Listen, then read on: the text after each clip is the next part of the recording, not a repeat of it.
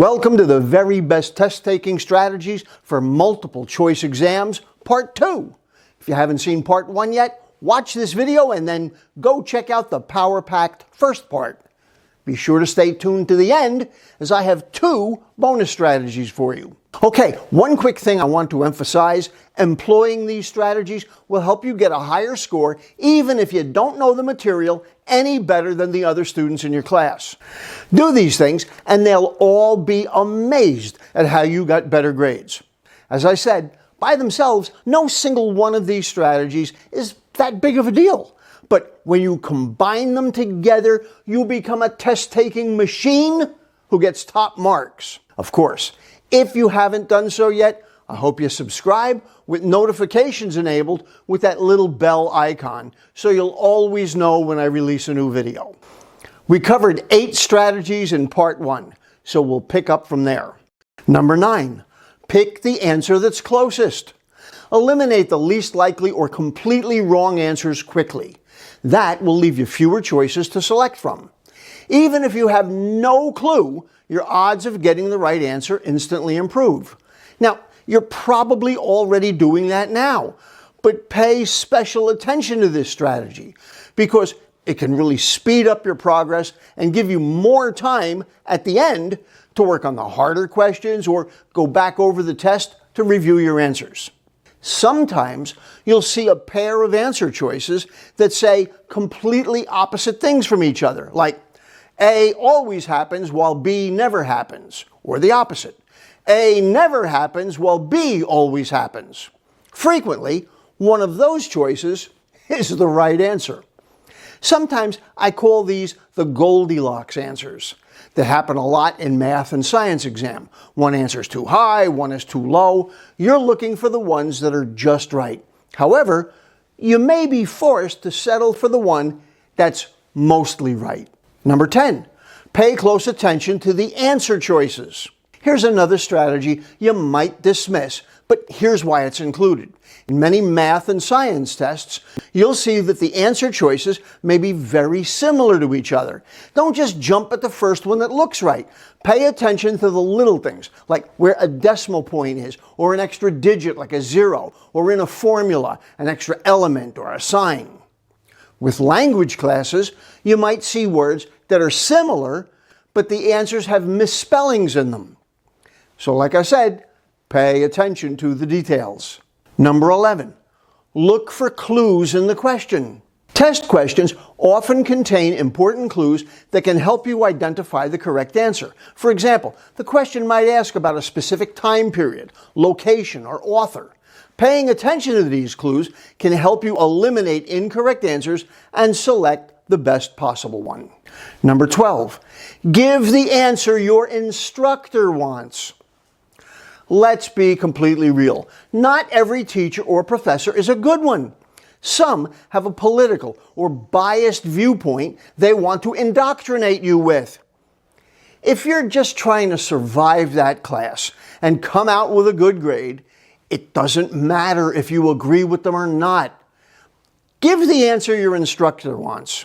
While this will unlikely be a factor when studying mathematics, you'll likely be confronted by it in the soft sciences, like psychology and sociology, along with other liberal arts classes. You may not like what I'm saying, but my only point is that taking an exam is not the time for you to challenge the instructor by espousing your personal beliefs.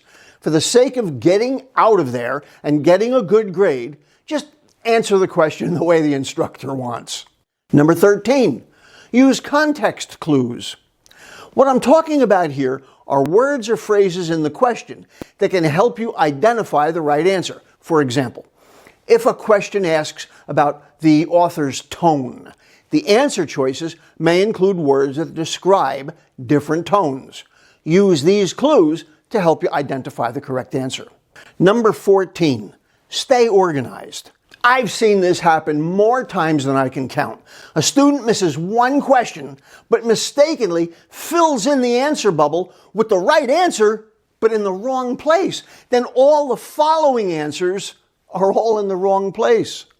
Be careful. If you skip a question, mark it. That way, you'll stay organized.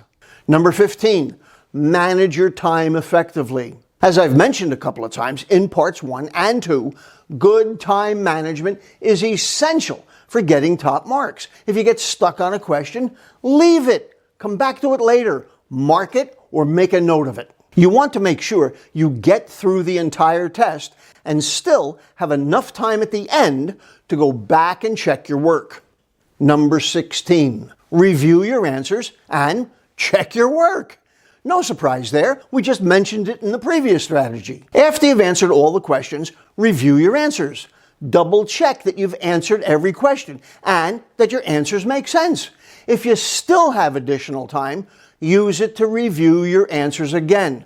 One additional point to this, use all your time. Just because you finished early and even checked your work, if you still have time, go back over your test again. Make sure you didn't make any tiny errors, or use your remaining time to drill down on the questions that you struggled with. Now, I've got 2 bonus tips for you. You've probably been told that you should go with your gut, your instinct, on answers that you're not sure about. You've been told to stick with your first choice. Well, that's good to do with the answers you've got a lot of confidence in.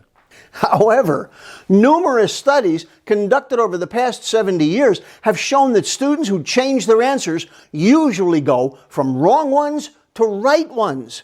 That's the opposite of what you've been told. But here's the way to do it. When you review your answers, give yourself a mental grade on your level of confidence in that answer. A, B, C, D, or F. A for the answers that you have the most confidence are correct.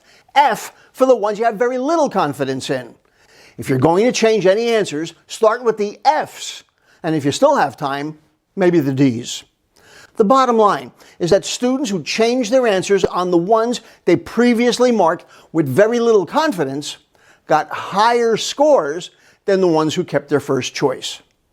One more important thing. The very worst thing you can say to yourself during any exam is, I can't remember. That's the opposite of the instructions that you want your brain to be using. Instead, when you're faced with a challenging question, say this to yourself. It will come to me in a moment. Then take a deep breath and let it go. It will come to me in a moment. Move on to other questions. You'll be amazed at how often the right answer will pop into your head. I've taught this technique in a number of my other videos, but it needs to be repeated again and again. It's one of the single most powerful techniques to use. You are simply giving your mind the proper instructions. You're telling that tiny little personal search engine assistant in your mind, hey, I need this information. Go find it and bring it to me now. It works. And it's certainly better than saying dopey stuff like, I can't remember. Tell yourself the desired outcome. To help you deal with any stress you might be feeling, simply breathe more slowly and deeply. In for a count of 5, out for a count of 5. Do that for a few times. You'll lower your pulse. You'll calm your mind. Put yourself in a position to be absolutely your best. I wish you great success. Please be sure to post your comments, questions, and results. I do my best to read them all, and you regular viewers know I reply to a great many of them. I'll see you in my other videos soon.